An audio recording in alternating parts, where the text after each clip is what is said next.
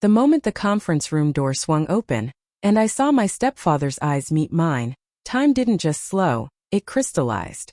For exactly 3 seconds, I watched the arrogance drain from his face, leaving behind a ghost. I counted each heartbeat. The man who told my mother that my very scent was a stain, a reminder of Barnes and struggle, was now staring paralyzed at the woman who held 62% of his company's survival in her hands. And I was about to take it all away. But before that door opened, before he even knew my name was on the papers, you have to understand what brought me there. What does it actually feel like to wait 18 years for a single moment?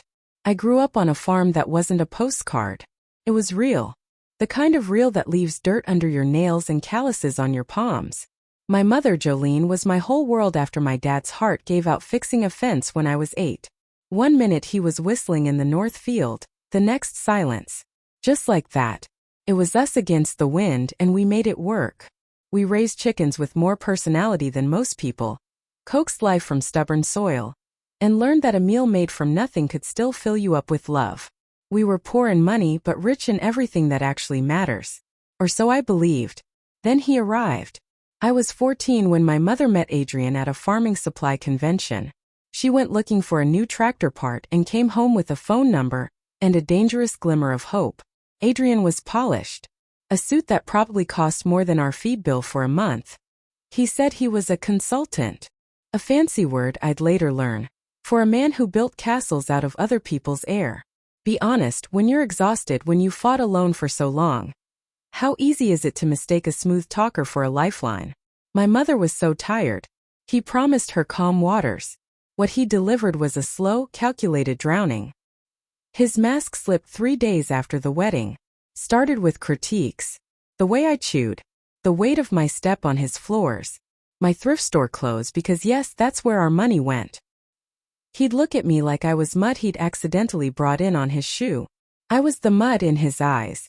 The inconvenient, country-fried proof that his new life had cracks. The first time he told me to eat dinner in my room, I remember the silence from my mother. He had important guests. My presence, he said, would be a distraction. I sat on my bed with a cold plate, listening to the clink of wine glasses and hollow laughter downstairs. What would you have felt at 14, hearing your own family celebrate without you? Never got better. Just got smarter. If I got a bad grade, I was hopeless. A good grade? I must have cheated. Speak up, I was rude. Stay quiet, I was sulking. It was a game I couldn't win, designed by a man who needed me to lose. And my mother, my heart breaks even now saying it, she just watched. The security he offered felt like a cage, but she was too afraid of being outside it to rattle the bars. But the moment, the one that seared itself into my bones, I was 16. Another one of his dinner parties. I was meant to be invisible, but I needed water. As I crossed the living room, his hand clamped on my shoulder. Too tight. He introduced me to his colleagues as his wife's daughter. The country girl who still carries the scent of poverty, no matter how hard she scrubs. The polite, uncomfortable chuckles that followed. They were worse than shouts. I stood there frozen while he patted my back, a dismissive tap, and said, "Run along now." I cried myself to sleep that night. My mother never mentioned it. Not a word. But here's the thing he never understood. He thought buying boxed wine and pouring it into a crystal decanter made him sophisticated. Just made him a liar. And I was a farm girl. We know how to watch. We know how to wait. We know the exact moment to harvest. That night, I made a silent promise to myself. A cold hard vow. Someday I would make Adrian regret every condescending word, every stolen glance, every piece of my spirit he tried to crush. I didn't know how, but I knew I'd find a way. The patience I learned in those quiet fields would become my sharpest tool. His cruelty just got quieter as I got older, dressed up as concern. He'd tell my mother he was worried about my future, that I wasn't college material. Maybe I could learn a simple trade. Every word was meant to shrink my world to a size he could control. When I turned 18 and mentioned college, he actually laughed. A real belly-deep laugh. He told my mother wasting tuition on me would be like watering concrete. His words. Real college, he said, is for people with real potential. So I did the only thing I could. I enrolled in community college and worked 3 jobs to pay for it. Waitress by day, cashier by afternoon, office cleaner by night. I was a ghost running on 4 hours of sleep. But I refused to let him be right. 2 years later, I transferred to the state university on a full scholarship. Top of my class. I came home bursting with a pride I hadn't felt in years. You know what he told his friends? That poor Aurora had to take the back door into education. As if grinding my way up from nothing was a mark of shame. That's when I realized it. Some people need you beneath them. Your success is a personal insult to their fragile world. But the true betrayal, the one that switched something off inside me, came when I was 22. Thanksgiving. My mother asked me to bring Adrian coffee in his office. I walked in as he was ending a call, and on his computer screen bank transfers. My mother's name. Accounts I'd never seen. He slammed the laptop shut, but the glimpse was enough. That night I dug through old files. What I found. Would you be able to stay calm? The farm. Our family's land, 3 generations of sweat and memory. My mother had sold it when she married him. It wasn't a fortune but $180,000. Her safety net. My future. In 6 years he'd bled it dry. Business investments, he called them. She'd signed everything, trusting the man who promised her a softer life. I confronted him the next morning. Tried to be calm. Rational. He laughed in my face. What are you going to do about it, farm girl? He sneered. Then his voice dropped to a venomous whisper. If I ever told my mother, he'd divorce her and leave her with nothing. No house, no money, no future. She'd be on the street. And it will be your fault, he said. Your mother chose me. You are nothing. What do you do when someone holds the person you love most as a hostage? I left. For 8 years I didn't look back. My first apartment was a shoebox with a mattress on the floor. I took an entry-level job at an investment firm, the person who fetched coffee and made copies. And I learned. While Adrian was playing businessman, I was studying the actual gears of finance. And I discovered his great secret. His entire empire was a house of cards. His partner Vincent did the real work. Adrian was just the smile, the handshake, the empty suit. But I needed proof. Not just feelings. Evidence.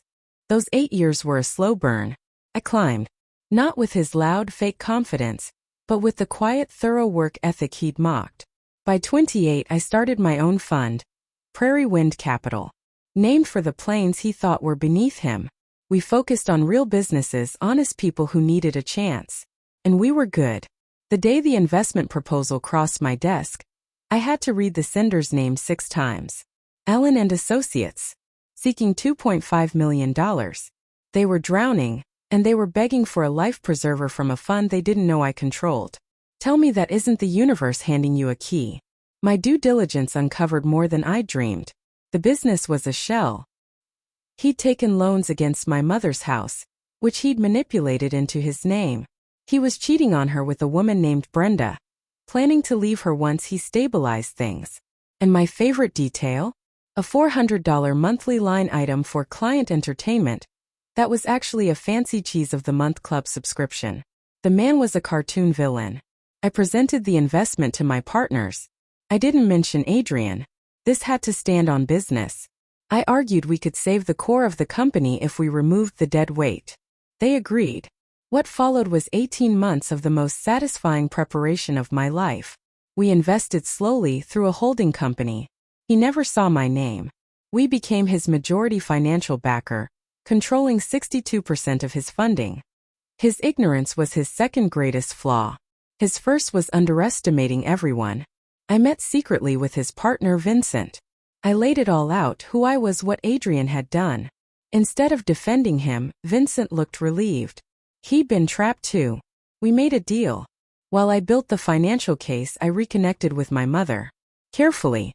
The woman I found was a ghost of herself. She flinched at loud noises. Apologized for existing. The doctor said her heart condition was worsened by stress. I wonder why. The final piece. Adrian scheduled a big investor meeting for March 15th. He wanted to replace us with new money and cash out. The irony was perfect. I decided to attend as the representative of Prairie Wind Capital. The morning of the meeting, I put on a navy suit that cost more than my entire childhood wardrobe.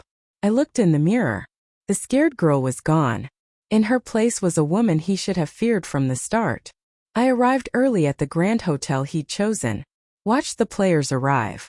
The clueless investors. Vincent, who gave me a subtle nod. My mother wearing a faded blue dress, looking small and confused. And finally Adrian, making his entrance the picture of fabricated success. He kissed my mother's cheek. The performance was masterful. I waited until he was deep into his pitch, boasting about a future that didn't exist. Then I opened the door. The 3-second transformation on his face was everything. Confusion, recognition, then pure undiluted fear. I walked to the head of the table. Aurora Murphy, I said. Managing partner, Prairie Wind Capital. Your majority investor. The silence was absolute. He spluttered, tried to tell everyone I was his confused stepdaughter. I just smiled his own cold, polite smile back at him. Then I opened my briefcase. I laid it out, document by document. The real financials. The fake expense reports. I made sure to ask the room if anyone enjoyed the monthly artisan cheese. The emails detailing his affair and plan to abandon my mother. And right on cue the door opened. Brenda walked in, looking for her investor meeting. The room erupted. I announced the immediate withdrawal of all funding. I handed my mother a folder with her entire stolen history inside. I watched her face as she understood the scale of the lie she'd lived.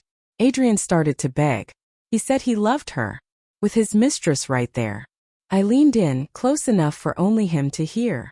You were right about one thing, Adrian, I whispered. I do still smell like the country. Like hard work, fresh air and sweet, sweet revenge. Then I stepped back and watched it burn. Security escorted him out. The investors fled. Brenda vanished. Vincent took control of what was left of the company. And then it was just me and my mother, in the ruins of his conference room. She asked me why I waited so long. Why I didn't tell her. And I told her the terrifying truth. I was scared you'd choose him again. She cried. She apologized for not protecting me. For being so afraid of being alone that she let me be alone instead. I held her. We sat there as the sun set. Her phone rang. Adrian's name flashed on the screen. She stared at it. And for the first time in 18 years, she pressed decline. The aftermath was justice, not just revenge. Regulators took interest. He lost everything, his business, his assets, his reputation. The courts returned my mother's fair share of the house and what he'd stolen. She divorced him. She started painting. She started breathing again. I heard he tried to email me a non-apology, blaming his childhood and his stress. I didn't reply. Some people don't deserve the energy of your forgiveness. Recently at a charity gala, a young woman approached me. Nervous. She said she was from a small town, that people told her she didn't belong in rooms like this. I handed her my card. I told her the people who say you don't belong are usually the most afraid of what you'll do when you prove them wrong. Adrian spent years trying to make me ashamed of where I came from. But everything I used to break his world, the patience, the resilience, the relentless work, I learned on that farm from my parents. The poverty he mocked was my greatest wealth. He thought his power was real. It was just smoke and mirrors. And all it took was one country girl who finally learned how to blow it all away.